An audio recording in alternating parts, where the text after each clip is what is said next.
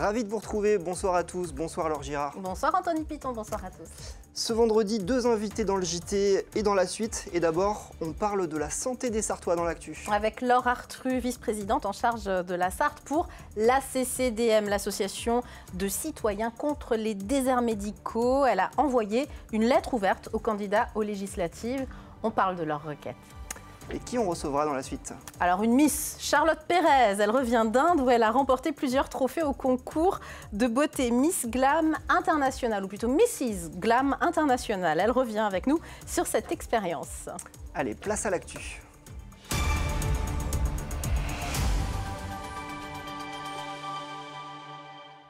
Bienvenue dans cette édition du jeudi 28 juin, avec au sommaire un nouvel accueil en mairie de Coulennes. Un an après l'incendie de l'accueil de l'hôtel de ville lors des émeutes, le lieu s'est refait une beauté.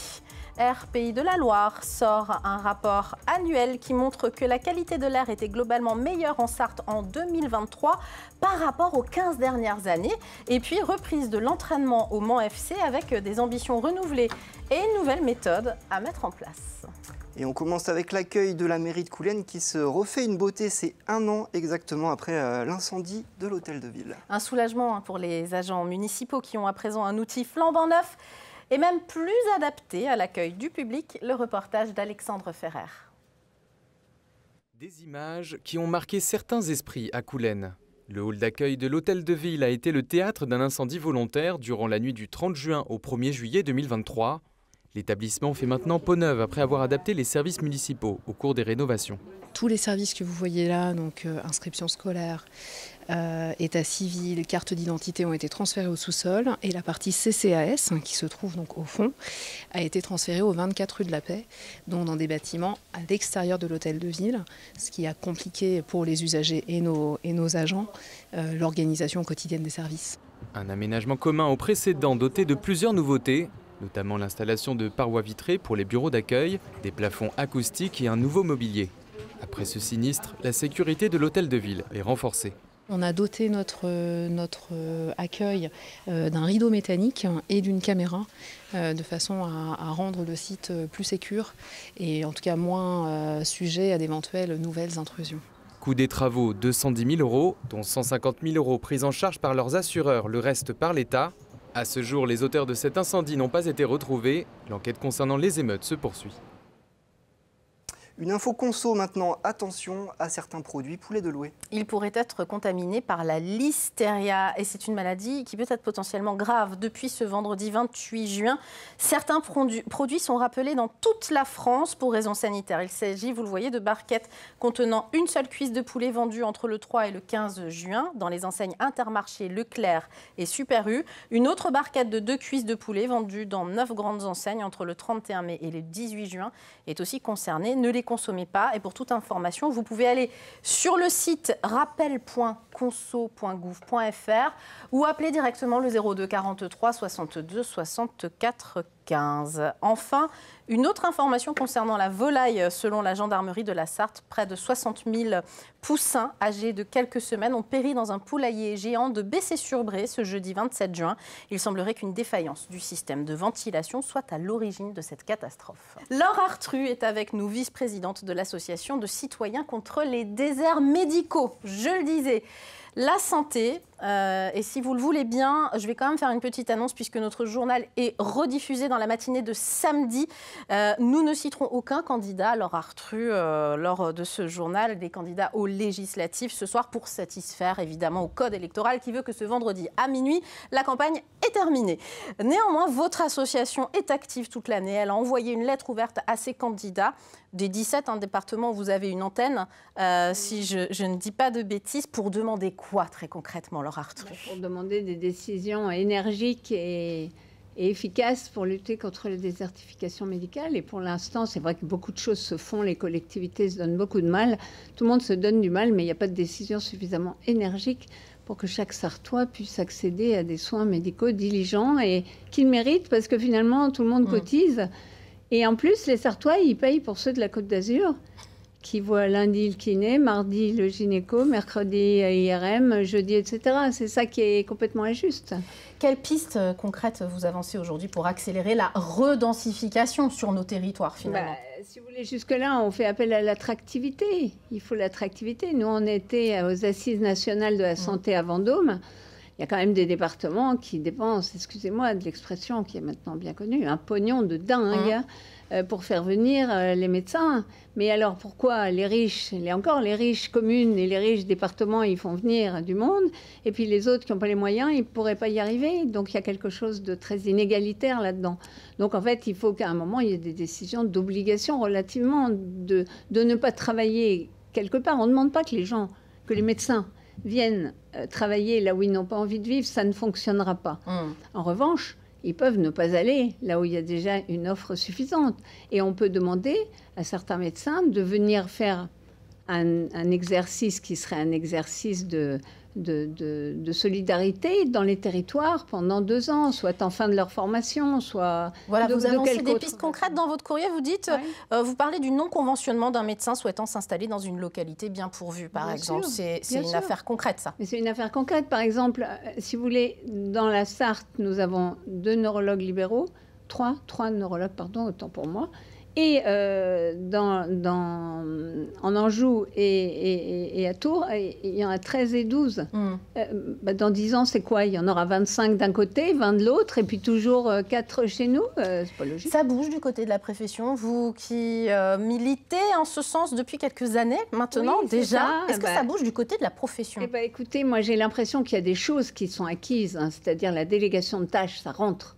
C'est-à-dire que nous, on a rencontré le syndicat des infirmiers de pratique avancée. Oui, et il y en a de plus en plus en Sarthe. Bien sûr, et il en faut, et les médecins commencent à s'y faire, donc c'est déjà un grand atout, mais ça ne suffit pas.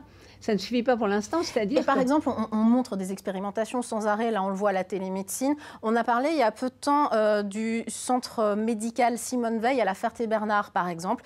Par manque de médecins, ils ont fait venir des médecins retraités. Est-ce que c'est une solution, ça? Écoutez, c'est une solution transitoire. C'est une solution transitoire et efficace parce qu'ils sont valeureux et voilà. Et avec des infirmières de pratique avancée, il faut un travail intéressant et qui est possible. Mais c'est pas suffisant. Il faut qu'il y ait des jeunes qui puissent rester. Mais il faut quelque part qu'il y ait une volonté de la part des médecins d'accepter de soigner, sortir de leur zone de confort quelque part. Mais pourquoi pas les spécialistes? Les médecins spécialistes peuvent sortir de leur zone de confort et aller justement dans ces maisons de santé pluridisciplinaires pour y travailler et pour former. Parce qu'à la réalité, un jeune médecin qui arrive dans un endroit où il n'a pas accès aux spécialistes, mais il ne peut pas y arriver. Il n'a pas les connaissances suffisantes et il se décourage. Et puis il s'en va. On ne parlera pas évidemment de politique, ni de programme, ni de candidat, mais est-ce que l'annonce de la dissolution le 16 juin a mis un coup d'arrêt aux travaux que vous avanciez, notamment avec les ministres? Évidemment. Ouais. Donc, je n'ai pas le droit d'en parler, j'en parle pas. Mais on a quand même, oui, bien sûr. Et vous avez quand même des espoirs pour après le second tour? Oui, parce que forcément, il y a des groupes qui s'intéressent à ça et qui vont se reconstituer, bien sûr. Et ça, je pense que nous, on s'appuie sur eux, on a besoin. Mais vous voyez, avec le syndicat des IPA, avec tout ça, je pense qu'il y a une dynamique avec l'UFC Que Choisir. Je pense qu'on va y arriver. Merci mille fois pour votre positive attitude, j'allais dire, Laure Artru, vice-présidente au niveau national de l'ACCDM, comme on dit. Vous avez une page Facebook très bien référencée, donc ACCDM tout simplement, et puis le site internet que vous avez réactualisé et qui est hyper bien, où on peut retrouver le courrier que vous avez envoyé aux députés sur le site desertmedicaux.org. Encore merci de m'avoir invité. Et parlons sport maintenant avec les joueurs du Mans FC qui retrouvent le chemin des terrains. La reprise des entraînements a eu lieu ce jeudi au centre de la Pince-Nardière. Elle intervient après une saison en demi-teinte. C'était l'occasion de faire le point sur la saison à venir, la 5e consécutive pour le Mans FC en national. C'est déjà la rentrée au Mans FC. 3 nouvelles recrues et 17 anciens font leur retour à l'entraînement. Dès la première séance, Patrick Videra, le nouveau coach, annonce la couleur. Le Mans FC jouera en 3-4-3, un nouveau système de jeu plus agressif. Ça implique pas mal de choses, des séances qui vont être différentes, aussi des changements de statut des uns et des autres. On est dans un très bel endroit, on travaille sereinement, mais je veux pouvoir les sortir de ce confort. Et j'ai une phrase qui est très importante pour moi, c'est travailler dur pour gagner facilement. Donc voilà, en gros, c'est ce que j'ai pu leur dire ce matin. 3 autres joueurs devraient rejoindre l'effectif dans les prochains jours. L'enjeu, c'est de poursuivre sur la bonne dynamique de la fin de saison dernière et retrouver le chemin de la victoire à domicile, sans se mettre trop la pression pour la montée. La montée, pour moi, ne peut pas être un objectif. Vraiment, c'est toujours, on reste dans l'idée de faire progresser le club. Mais encore une fois, nous, si on est uniquement omnibulé par le résultat et qu'on oublie le chemin, la méthode, c'est la meilleure façon de se planter. Donc nous, en tant que responsables et premiers acteurs de ce projet, c'est important de travailler d'abord sur la méthode et sur le chemin et de ce qui permet d'obtenir des résultats. Et si on travaille bien sur ce qui permet d'avoir des résultats, les résultats, vous serez les premiers à les constater, puisque nous, on ne peut pas cacher nos résultats. C'est tous les vendredis soirs au Stade Marie-Marvin ou dans les journaux ou à la télé. 6 matchs sont au programme de la pré-saison du Mans FC avant la reprise du championnat qui aura lieu le 16 août. Bon, finalement, on va pouvoir le voir, ce reportage d'Enzo Maubert sur la qualité de l'air. Absolument. RPI de la Loire nous dit qu'on respire légèrement mieux en Sarthe. En 2023, l'air a été moyen 80% du temps dans notre département. Les explications dans ce reportage. Vous le savez, on commence par la qualité. Si vous avez regardé LMTV Sarthe en 2023, vous avez sûrement vu cette carte, celle de la qualité de l'air, et bien souvent, elle était de couleur verte. Les conditions resteront moyennes, c'est le cas la plupart des jours dans l'année. Pour être précis, 80% du temps en 2023. Ça veut dire qu'en fait, il y a toujours un fond de polluants dans l'air lié à nos activités humaines. Donc, c'est pas possible de vivre avec 0 polluant de l'air à l'heure actuelle. Il y a toujours un petit fond de pollution. Une pollution liée majoritairement à l'ozone, un gaz naturellement présent dans l'air, mais aussi aux particules fines. Ça va être le secteur routier qui est l'émetteur majoritaire. On va aussi trouver des émissions d'origine industrielle dans la métropole, avec des activités qui sont issues des activités de chantier, du BTP. Et puis, on va retrouver le chauffage au bois des particuliers et l'agriculture, qui sont des secteurs qui vont aussi émettre des particules. En 2023, l'air n'a été qualifié de bon qu'une petite semaine. La Sarthe a même connu 5 pics de pollution. Petit éclairci dans l'horizon tout de même, les polluants sont en recul depuis 15 ans. Les émissions de polluants, de manière globale, on baisse d'année en année, puisque les réglementations sont plus sévères et on a aussi une amélioration technologique sur les véhicules, sur les process industriels. Ainsi, l'indice très mauvais n'a jamais été enregistré en 2023 en Sarthe. Et puisqu'on parle de l'air, justement, parlons de cette belle expérience qui a été réalisée ce vendredi par les élèves d'une école de Parigny-l'Évêque. L'école Guillaume Apollinaire, dont les élèves de CM2 ont lancé un ballon gonflé à l'hélium jusqu'à une altitude de 30 km avec à bord 7 expériences scientifiques.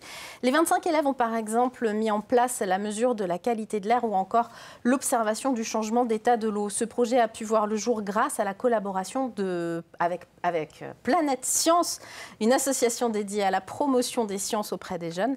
Le ballon a pris son envol devant un public visiblement impressionné au stade de foot de la commune. Et puisqu'on parle de météo, j'en profite pour vous dire en cette fin de journal que Météo France annonce pour samedi, dans la matinée, une alerte jaune-orange aux orages. Rien de dramatique, mais il pourrait y avoir des averses fortes sur notre département. Donc si vous avez prévu un match de foot ou des lancers de ballon, par exemple, regardez bien la météo au cas où ça passerait au-dessus de votre tête. Et la météo, justement, c'est tout de suite. Nous, on fait une courte pause et puis on se retrouve tout de suite pour la deuxième partie d'Au Quotidien.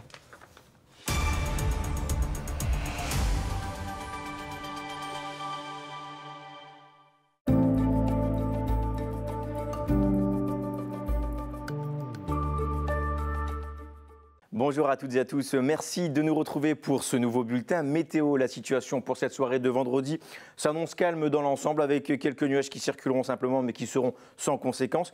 Les températures seront encore chaudes, nous aurons 24 degrés au Mans. Il fera 26 degrés à Cieux-le-Guillaume, 23 à Mamers, nous aurons 24 à Saint-Calais, 24 à Montval-sur-Loire, 24 à La Flèche ou encore 23 à Sablé-sur-Sarthe. Pour ce qui est de votre matinée de samedi, les conditions météo seront très agréables avec du soleil, quelques passages nuageux sans conséquence, des températures qui afficheront 13 degrés à Saint-Calais, nous aurons 13 à Cieux-le-Guillaume, il fera 13 également à Sablé-sur-Sarthe ou encore à La Flèche, nous aurons 14 degrés au Mans, 13 degrés à Mamers. Pour ce qui est de votre seconde partie de journée, là les choses vont commencer à se dégrader, à devenir instables avec des orages qui se déclencheront durant cet après-midi. Les températures seront en nette baisse. Nous aurons 20 degrés à peine pour Montval-sur-Loire. Il fera 21 degrés au Mans. Nous aurons 20 à Mamers, 22 à Saint-Calais. Il fera 21 à La Flèche, 22 à Sablé-sur-Sarthe. Attention car localement ces orages pourraient se montrer forts. Pour ce qui est de votre tendance pour la journée de dimanche, les conditions météo seront plutôt mitigées. Il s'agira d'un ciel très chargé en nuages avec par moments quelques averses possibles. Les températures afficheront 23 degrés au Mans, nous aurons 23 à Mamers, il fera 22 degrés à Saint-Calais, 23 à Montval-sur-Loire, 22 à La Flèche ou encore 23 degrés à Sablé-sur-Sarthe. Pour ce qui est de votre journée de lundi, même tendance avec un temps plutôt mitigé, mais le plus souvent le soleil réussira à briller en alternance avec quelques passages nuageux. Les températures seront plutôt conformes au normal de saison, 22 degrés au Mans, 23 à Montval-sur-Loire, 23 à Saint-Calais, 22 à Cieux-le-Guillaume ou encore 23 à Sablé-sur-Sarthe. Pour votre samedi 29 juin, nous ne perdrons pas 2 minutes de soleil. Je vous souhaite de passer une excellente journée. Je vous dis à très bientôt pour un nouveau bulletin météo.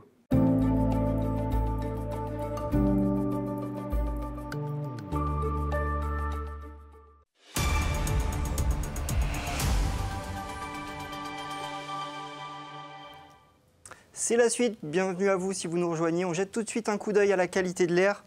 Et on le voit, les concentrations en ozone diminuent. Du coup, la qualité de l'air est globalement moyenne pour ce week-end. Ce qui favorise ces concentrations et cette diminution des concentrations, c'est la dégradation des conditions atmosphériques. En effet, une couverture nuageuse et des orages sont attendus en fin de semaine. Merci Anthony pour cette qualité de l'air. Je suis avec Charlotte Pérez, notre deuxième invitée dans l'actu ce soir.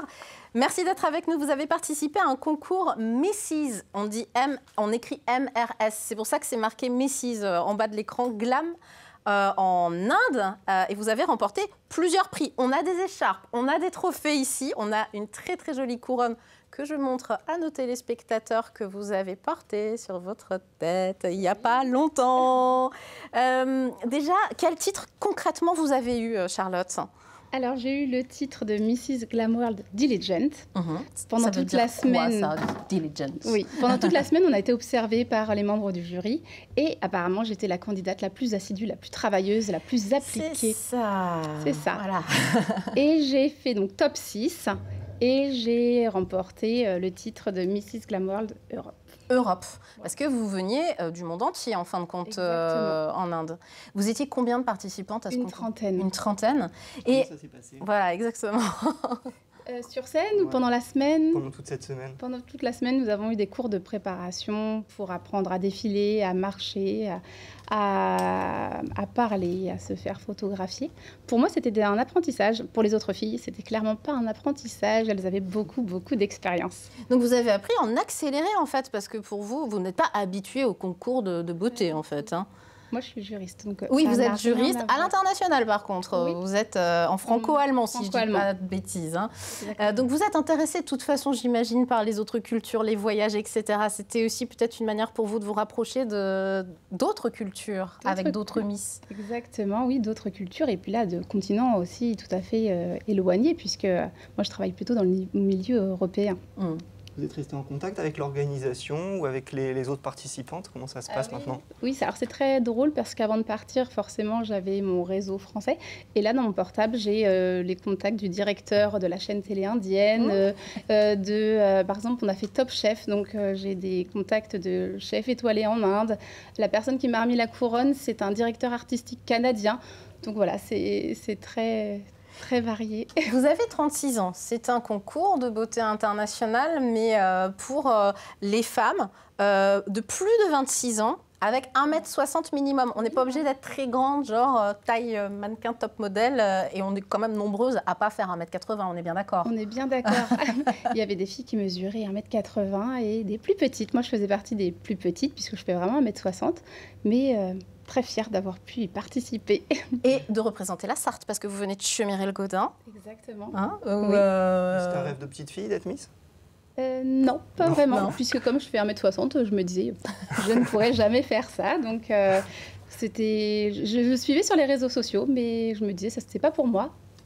Et je me suis trompée. Et vous vous êtes lancée et ça a marché. Vous avez une page Insta si on veut vous suivre, parce que vous montrez vraiment en photo toute votre aventure et tout le process. Charlotte, alors pour Charlotte Pérez, puisque c'est votre prénom et votre nom de famille, Charlotte PRZ-AUAM, ça veut dire quoi ça? C'est les premières lettres des prénoms de mes enfants. Ah, c'est mignon. Aurélie et Ambroise. Si vous voulez suivre Charlotte Pérez, peut-être d'autres concours à suivre ou vous avez pris un peu le virus ou pas? Ouais, c'est vraiment sympa. J'ai été contactée déjà par le directeur de la chaîne indienne qui m'a dit tu reviens. Pas maintenant, c'est un peu trop court, mais on verra ce que l'avenir me réserve. Mais c'était vraiment une super expérience. Donc justement sur les réseaux, j'essaie de partager le maximum de photos, de vidéos pour partager et que les personnes qui restent ici puissent le vivre aussi par procuration.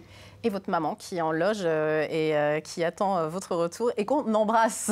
Qui a fait mon costume national qui était magnifique. Donc merci beaucoup maman. Une histoire de famille. Merci Charlotte Pérez d'être venue nous parler de cette aventure finalement internationale sur ce plateau. On joue à présent. Oui, on joue, c'est la dernière occasion pour gagner 2 places pour participer au festival Rock en Bray qui aura lieu du 23 au 25 août à Loire-en-Vallée, un festival où c'est le Japon qui est mis à l'honneur cette année. Et pour participer au tirage au sort, il suffit juste d'envoyer un mail à jeu@lmtv.fr. Avec votre numéro de téléphone et votre nom, prénom, si mieux. Vous avez gagné. Comme ça, on peut vous rappeler. Dimanche, vous le savez, c'est un jour d'élection, le 30 juin. À partir de 19h50, on vous propose une grande soirée électorale avec des interviews, les enjeux, les analyses et puis les résultats, évidemment, en direct, près de 2 heures qui seront multi-rediffusés au cours de la soirée. Et le lendemain, ne ratez pas cet événement citoyen, politique, je ne sais pas comment on dit. Les deux. En tout cas, maintenant, il ne faut pas rater l'émission d'Aurélien Caillos. L'émission d'Aurélien Caillos, Les Sartois du Web, qui commence juste après. Merci à vous de nous avoir suivis et à dimanche, et à dimanche sur LMTV. Merci. Merci.